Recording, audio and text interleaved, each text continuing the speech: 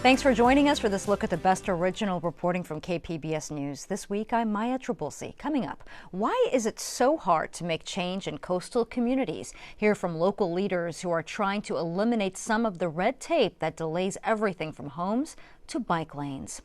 There's a plan to bring new affordable housing to San Diego's Chollas View neighborhood. We'll tell you how it would benefit seniors in need. And learning about San Diego's snakes. See some of the new technology that's helping us understand animals that play a crucial role in our local environment. We start with a KPBS investigation that found the Marine Corps systematically enrolls thousands of new recruits each year into Oceanside-based Front Wave Credit Union. Scott Rod reports on the revenue Front Wave brings in when young Marines run out of money. I'm hanging out at Dorothy's military shop in downtown Oceanside, and the place is bustling. Young Marines from nearby Camp Pendleton cycle through the shop, buying military gear and picking up their dry-cleaned uniforms. Among them is 22-year-old Jesse Leonard. I've been in the Marine Corps for 4 years. Leonard is a regular at Dorothy's. In fact, he bought a new pair of pants here just the other day. He needed to look crisp and clean ahead of an important meeting. I had to go to the quarterly promotion board just to see if I'm recommended for promotion. The good news? Leonard was recommended for sergeant. The bad news? The pants cost him way more than expected. The purchase overdrew his Front Wave Credit Union checking account, resulting in a $20 overdraft fee. By the time Leonard realized what had happened, his checking account was negative nearly $200. He understands his finances are ultimately his responsibility, but he would have preferred if Front Wave simply denied the purchases.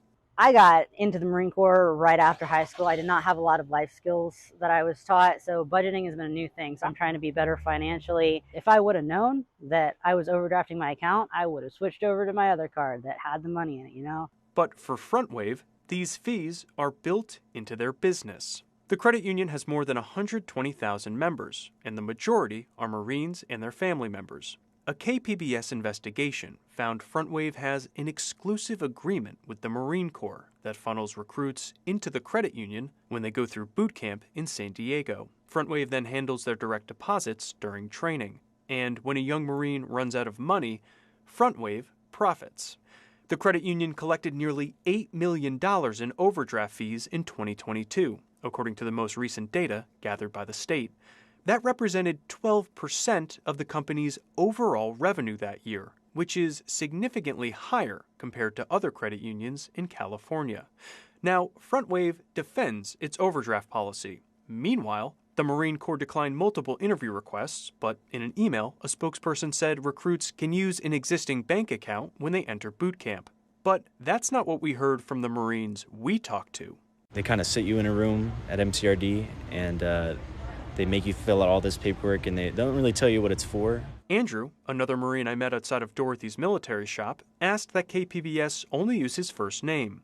He says he wasn't able to use his existing bank account for direct deposits when he went through boot camp in San Diego. After a week or so, you get your Front Wave card, and they're like, this is the account you're going to use. They kind of force you into that account. Roughly 21,000 recruits come through boot camp in San Diego every year. The Marine Corps couldn't provide data on exactly how many are enrolled in Front Wave. But KPBS spoke to 3 former Front Wave employees who said the systematic sign-up of Marine recruits was essential for the credit union. Without the recruits coming in, I don't know how well the credit union could survive.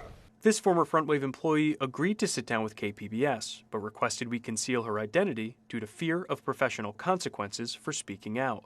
She says Front Wave relies on overdraft fees as a revenue stream. So a lot of times the younger Marines would spend money and not realize how many fees they could rack up. They'd be $300 or $400 in the hole, but we needed the money that was brought in by their overdraft fees. Our investigation found Front Wave has collected more than $33 million in overdraft fees since 2017. The former employee said she started working at Front Wave because she wanted to help members of the Marines. But over time, she saw the credit union stray from that mission. But I don't think they're doing a great service for the military anymore. Front Wave CEO Bill Burney acknowledges that overdraft fees are an important source of income to the company. but he bristles at any suggestion that FrontWave is taking advantage of Marines. I'm a retired Marine Sergeant Major. I love Marines. There's no way that we would ever get involved in being predatory when it comes to those people that dedicate their lives to serving our country. Bernie notes that the Marines enrolled in FrontWave are typically younger and lower income. However, he says the credit union provides them financial counseling during their training. Moreover, he argues the company's overdraft program is a benefit. It allows them to buy essentials if they run out of money before their next payday. We call it a service. We don't call it a fee. It's not a junk fee. Many people actually are using this as a bridge. And I think we're providing a service that gives them what they need to get through the month. Yet, some experts who study personal finance in the military say FrontWave's overdraft practices may fit a troubling historical pattern. Military service members have long been targeted by payday lenders and unfair banking practices. A lot of these folks are young.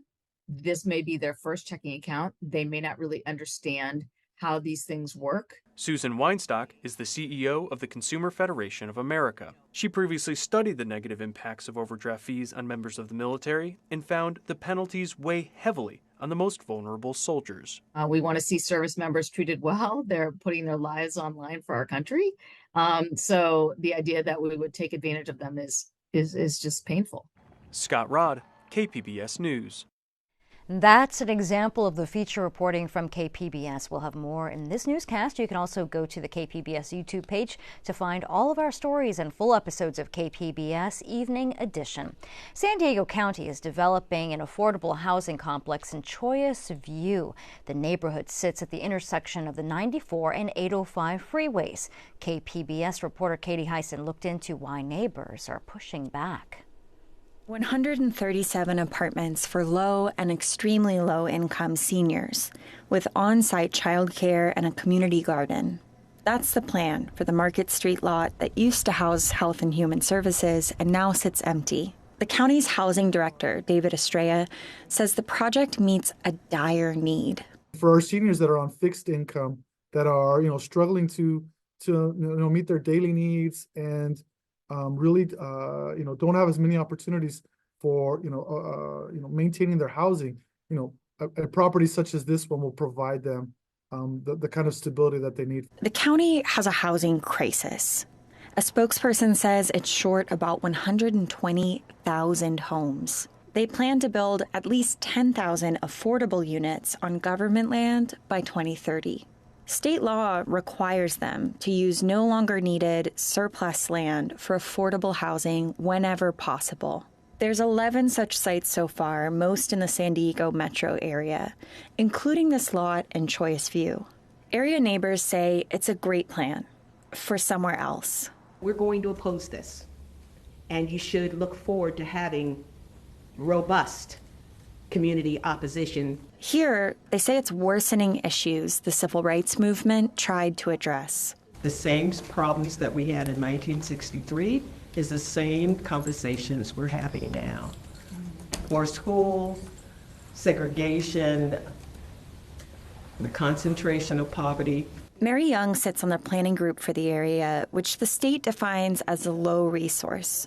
It has higher poverty and lower education, employment, and home values. Residents argue locating this development here would raise that poverty level. Young says the county's land use choices are making disparities worse. They make these decisions to continue layering poverty on top of poverty on top of poverty and thinking that the outcome may be somehow different. Research indicates this issue is racially skewed. Poor white families tend to live in communities with lower poverty levels overall.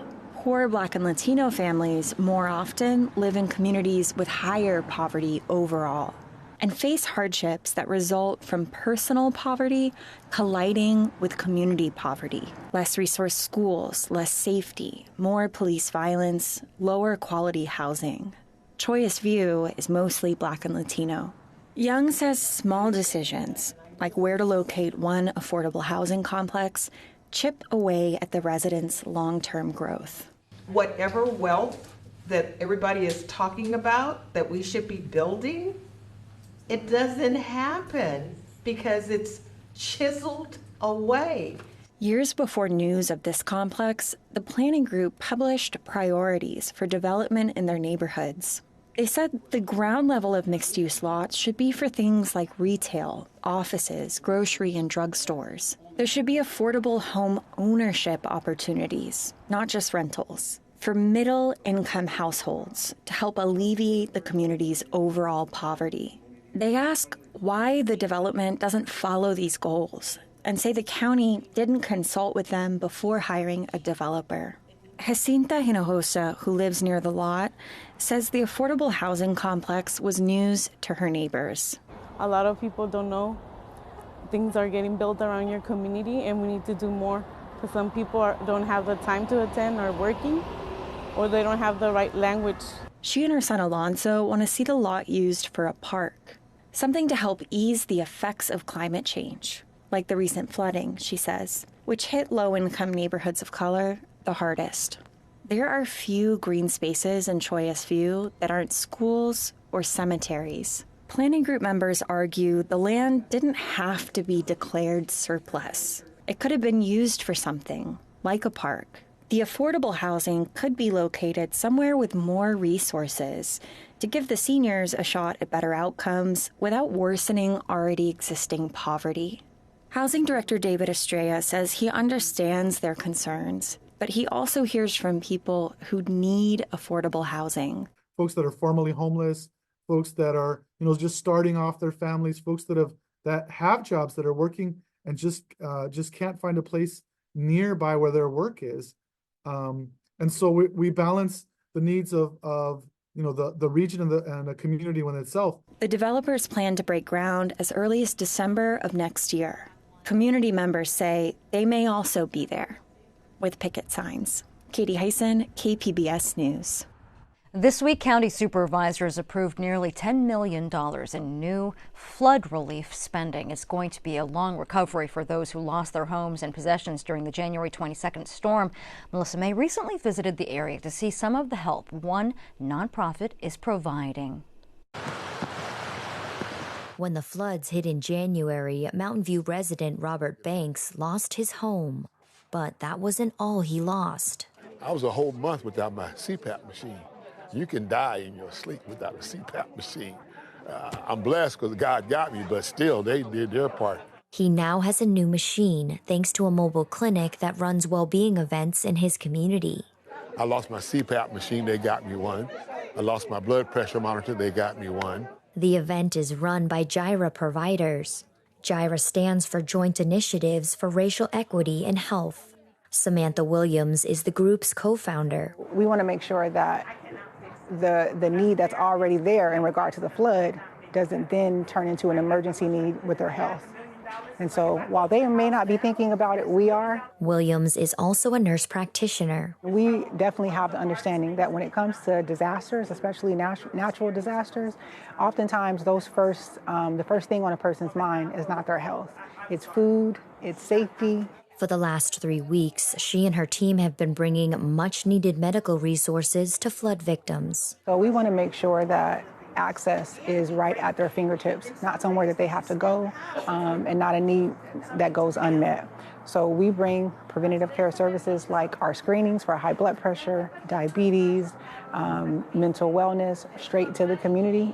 Angie Lundavazo also lives in Mountain View. She says since the flood, her diet has not been the healthiest, and she's been stress eating. I'm actually going to go get my blood tested and make sure that I don't have diabetes, because I know, like I said, I've been getting headaches. So my blood pressure has been good, and thank God to them providing the blood pressure monitor, I'm able to check, because mine went in the flood. Lundavazo says JIRA treats residents like family. And that's pretty much what we need. You know, we need people that are going to come and provide that help, but treat you with compassion, love. If a community member needs follow-up care, JIRA has partnered with Innovative Wellness Clinic, or IWC, who can also assist with replacing medications lost in the flood. Once we complete that community needs assessment and find out that there were medications, especially those critical ones that were lost or damaged, then some insurers have immediately set up some hotline numbers that we're able to help them call to get those 30-day prescriptions. If not, then we again can connect them to IWC so that we can get that prescription refilled. Gyra will be holding well-being events in the Mountain View neighborhood through the end of March, and then plans to reassess their efforts and help another neighborhood affected by the floods. Melissa May, KPBS News.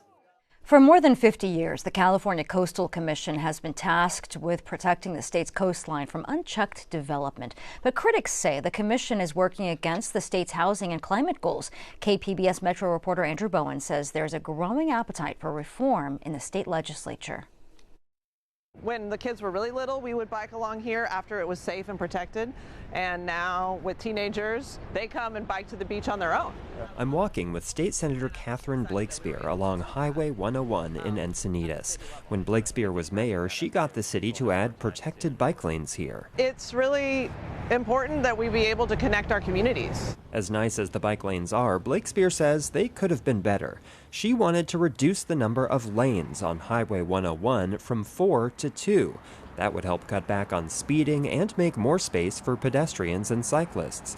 But taking street space away from cars requires a permit from the California Coastal Commission. Means that it can be tens of thousands of dollars, it almost always is, and it's on an uncertain timeline, and it requires a big process. So hiring people, having meetings, doing studies that might be redundant, it's just not a great way to run a system. We also see tremendous backlogs at the Coastal Commission, months and years of time it takes to get through. The lack of safe bike infrastructure near the coast isn't just bad for the climate. There's a human cost as well. Last October, a 41-year-old cyclist was struck by an SUV driver in Point Loma. The city had planned to install protected bike lanes on that road, but the plans collapsed under the Coastal Commission's permitting process. KPBS's reporting on the incident led Blakespear to introduce SB 689. So what my bill does is it cuts all of that red tape, and it says that if the bike lane is consistent with all the other plans and programs that cities have, they're able to use what's called a de minimis process to install a bike lane. So the Coastal Commission would be able to approve a project without going through the big rigmarole that's currently required. This is about making California available and accessible, including the coast, for people of all income levels. State Assemblymember David Alvarez has a similar bill tackling the Coastal Commission's power to block housing. When it comes to housing, metrics are very, very clear. The coastal areas of California are among the most expensive in the entire country.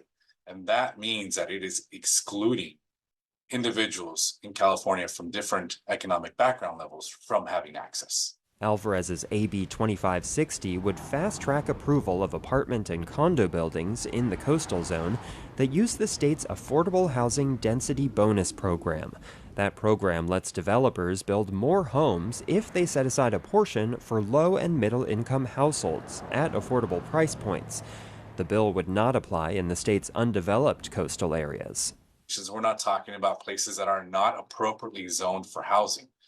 We are only talking about allowing more units to be built for low-income individuals and middle-income individuals on sites that already are going to be building housing to begin with. The Coastal Commission declined KPBS's interview request.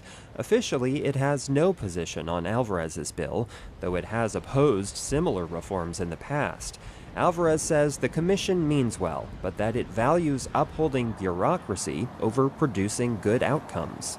I think you're seeing a response from the legislature. It's not just Senator Blakespear and myself who are San Diegans. It's members actually up and down the state who are saying, we need to look at this issue of coastal access in a way that really represents access for everybody and not just as a tool that sometimes different parties use in order to stop progress on specific projects, which is often what happens. There's really a perception right now that the Coastal Commission is stopping us from being able to handle and address urgent problems. Blakespeare's bill does have support from the Coastal Commission, but the senator admits she limited the bill's scope to avoid their opposition. Both bills are going through committee hearings and have to pass the full legislature by the end of August. Andrew Bowen, KPBS News. And that story was one of our most popular this week at kpbs.org. Here are some of the others. The new river park at SDSU's Mission Valley development is officially open. Full passenger rail service between San Diego and Orange County is expected to resume in early April. And the investigation we showed you at the top of this newscast, Front Wave Credit Union reaps millions in fees when young Marines run out of money. Well, San Diego researchers are using new technology to study local wildlife in ways never before possible. KPBS North County reporter Alexander Wynn says they're among the first to use them on snakes.